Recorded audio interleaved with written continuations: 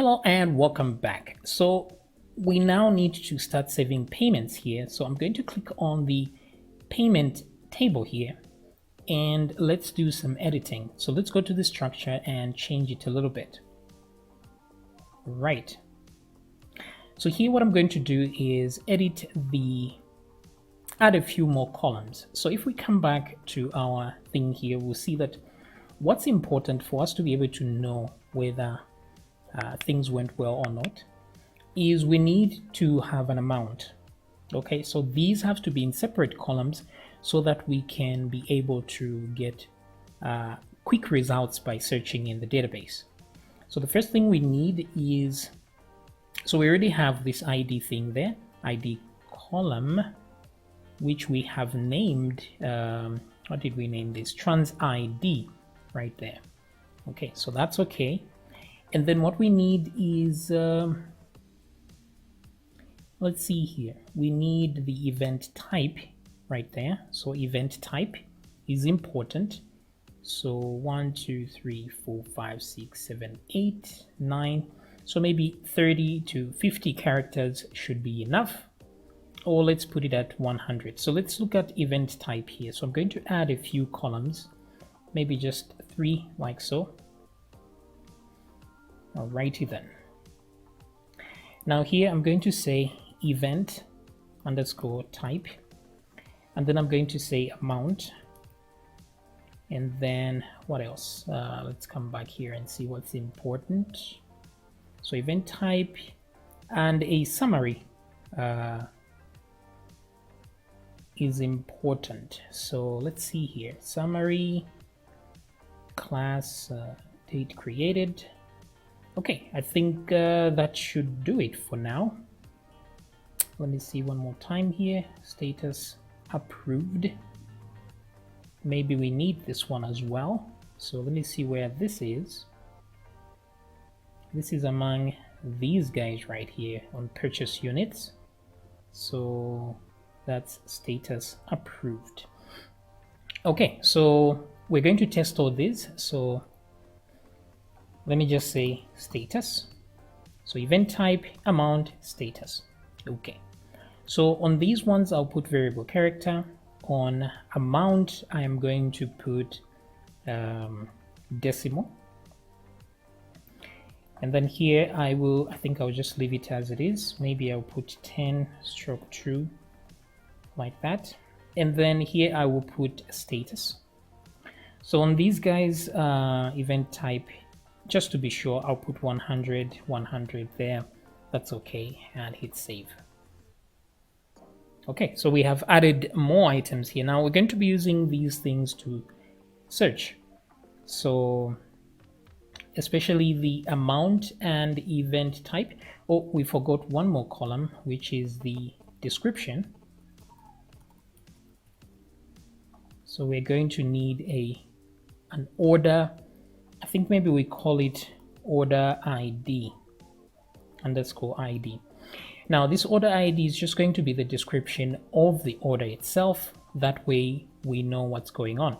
And the description will carry the order ID, just like maybe we can call it the invoice number or something like that. Something to keep track of which transaction was which. So I'll just put 100 there as well, just to be sure. Okay, so this is all good. Order ID, status. And then now I can add some indices here. So add an index there. Let me zoom out a bit. So all of these should have an index. Let's use the amount as well, because we're going to be using all these to search. So amount, event type, and finally the row, we're going to leave it as that. Transaction ID, just in case we need to search using that as well, and also by date. So everything except the raw data has an index. Okay, so that is good. Once we are done with this, now let's see how we can retrieve all of this information here before we move forward. So we already know how to get the amount here. So that's the amount. And then I want to add, let me just add a break tag over here. like so. Let me remove this and duplicate it. So I just want to see how to get these values. So here I will change this to event type.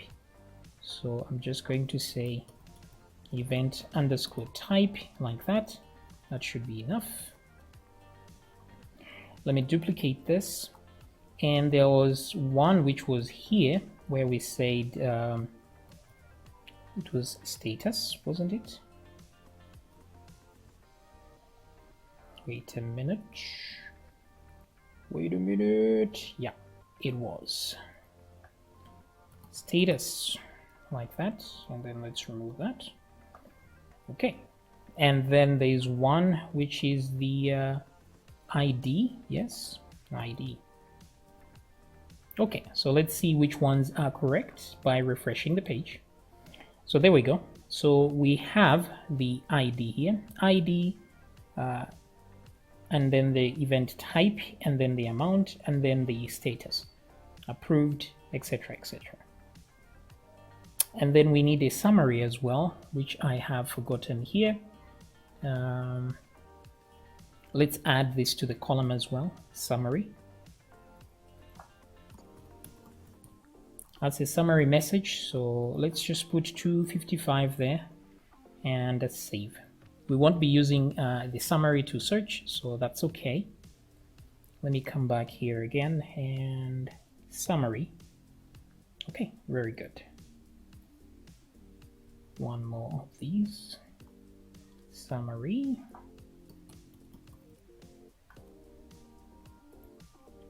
And refresh. Okay, so this is the information we're going to be saving in the database in separate columns. So we have our ID, we have our, oh, we've forgotten one thing, the description here. And where is that? Let me come down to,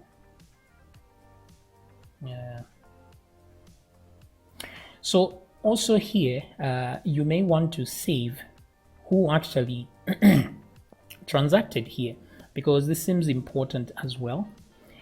And you may want to save the, I'm not sure, it's entirely up to you if you want to save the shipping address and all that, if they entered something different on one's on your website and something different on the other side. So it's entirely up to you how much you want to get from this. But from here, let's get the description as well. Let's also get the let's see, this is the merchant information, so not important at all unless it's the customer information. So let's see here, do I have that? Yes, this is the buyer information here, ID, address, country, etc. So just like we got this status here, we can get the payer information as well and save that. The name, username, and yeah, so let's see if we can get all that. So for now, let me grab the description here. So the description is in line with the amount here. It's in the same line here, and description. So let's come back here. So the same way I got amount, I will get description. Okay, and the same way I got, what did I get here? Status, where is status? Right there. Is the same way I'll got pair. I'll get pair here. So pair has name and given name and given surname and then email address. So all this information we can grab. So let me go to status pair. So let me come here and duplicate that, and that goes to pair, and then we go to name, and then we go to given underscore name. Let me get back here again. Yeah, that's true. And also instead of given name, we have surname. Is that correct? Yes, surname. and then we have email address on the same line with name. So right here we have email, wait a minute, email address, pair ID. And then let's get the pair ID as well. Pair ID, like this. And what else can we get? Okay, so the address, we don't have much information there, so let's just leave it be for now. Maybe you may want to get the country code. That's entirely up to you. So for now, let's just refresh the page and see what information we got. So this is all we got here. We know the buyer's first name and last name, and then their email address, their ID, and then all this. So let's add a few more columns. 1, 2, 3, 4. So back here again, let's add 4 more columns and hit go. Okay, so we're going to say first name, first underscore name, and then we'll say last underscore name, and then here we'll say email, and then we'll say pair underscore ID. But it's not a big deal to add these to separate columns, because you're still going to save the raw data. So anytime at any point you can just go in and get the raw data and get all the information that you may not have saved in separate columns. So don't sweat this part at all. So let's put 100 there, let's put 50, let's put 50 there, just to be sure. Variable character, pair ID, variable character as well. The ID here is, let's see, what's the length? 1, 2, 3, 4, 5, 6, 7, 8, 9, 10. So maybe 20 will do just fine, like so. And let's hit save. Okay, pretty good. Now it's going to be rare that we're going to be searching by email and their names, but who knows, you may search for those. So just add your index there as well. On first name, let's add one for the last name, is it? Email, yes. And last name as well.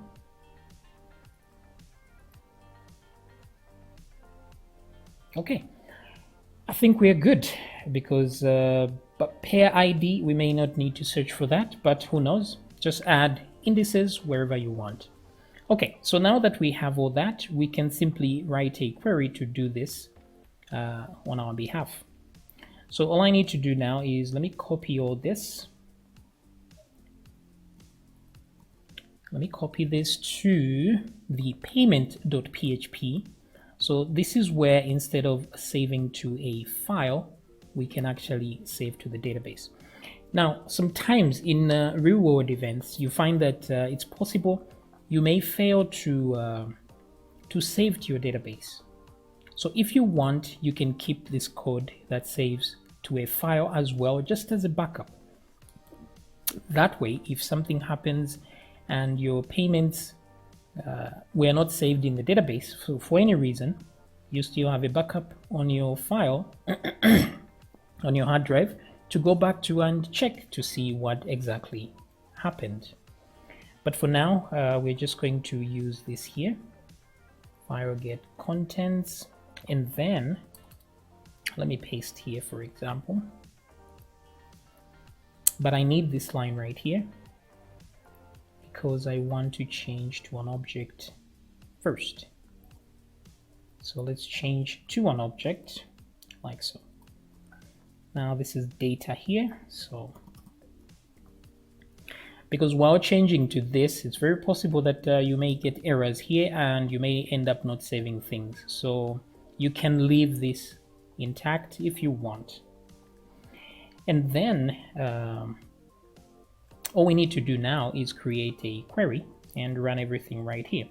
Now, since this is object-oriented programming, you can create a class to do this for you and save this information. However, it's not so much that we need to do here, so we're just going to run this right here for now. All I need now is to go to another controller that has a database, so I can get that database from there, the database connection, and come back here and activate it there. And what I will do is create a query. So here, let's add some data, some much needed data here. So I'm going to say array is equal to empty array, and then I'll say array. Now let's start adding some items here. So I'm going to say ID, that's the ref ID. It's ref ID because that's what it is in the database. So ref ID is going to be equal to that. Now we will put an if statement here to only do this if this is a valid object. And once we are done with that, let me duplicate this. Let's see event type there. Let's do the same again here. Event type.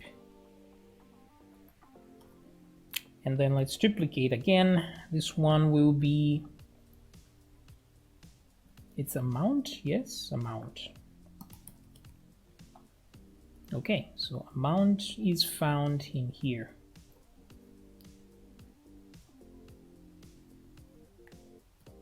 Alrighty then. Let's do a description.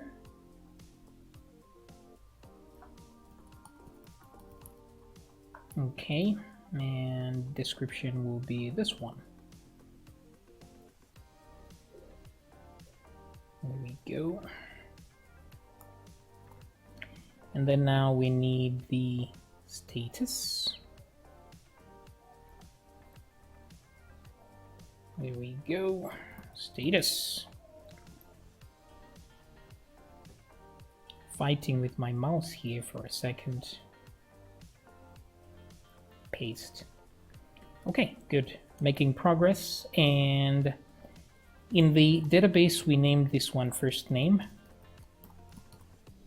And then, of course, we had last name.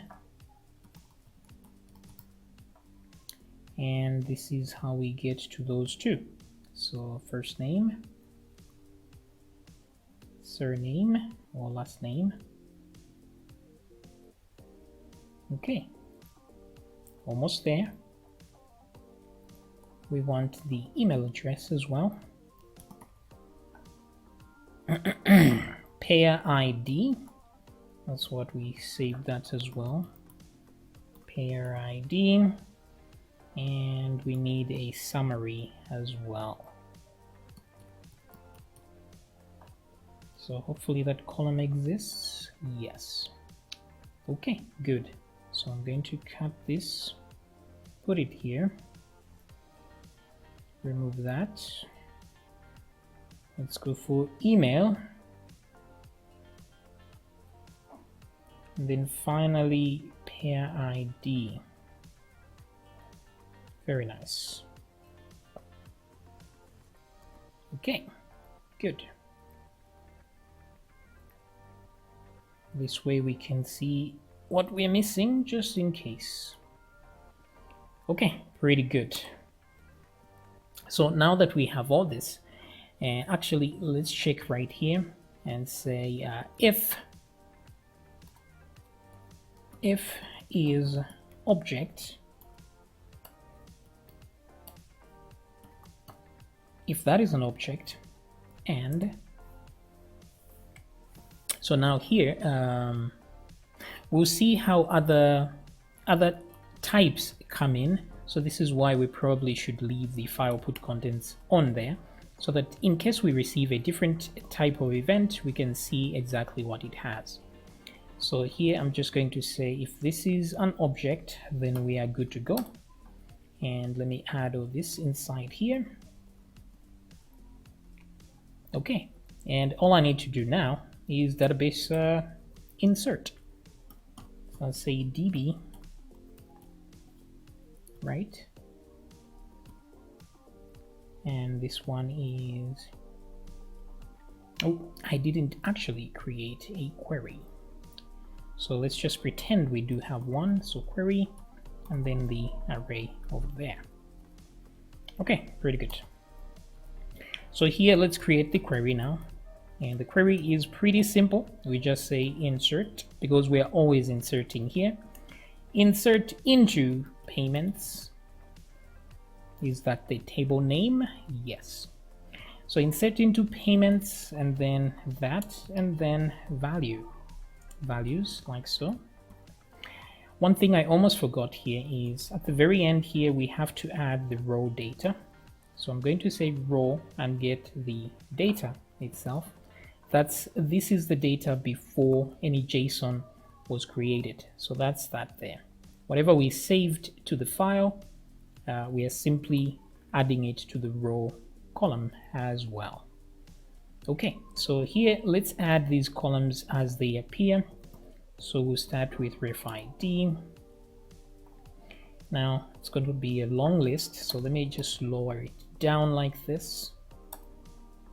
Okay, so ref ID, and then event type, amount, description, status, status, first name, last name, email, summary, and finally row. Okay, so that's all good. Now I'm going to copy this and simply do the same thing here. Paste like so. But the only difference is on these ones, I want to add the full columns like that. And the first one as well. Okay, that looks pretty good. So insert into payments, ref, yeah, everything looks fine. And then we run that query over there. Okay, pretty good. Yeah. Alrighty then. So this is all this part is going to do, and no need for redirecting or anything like that, because nobody is going to be actually accessing this. Alright, so we're going to test it in the next video and see if it actually saves to the database. I'll see you then.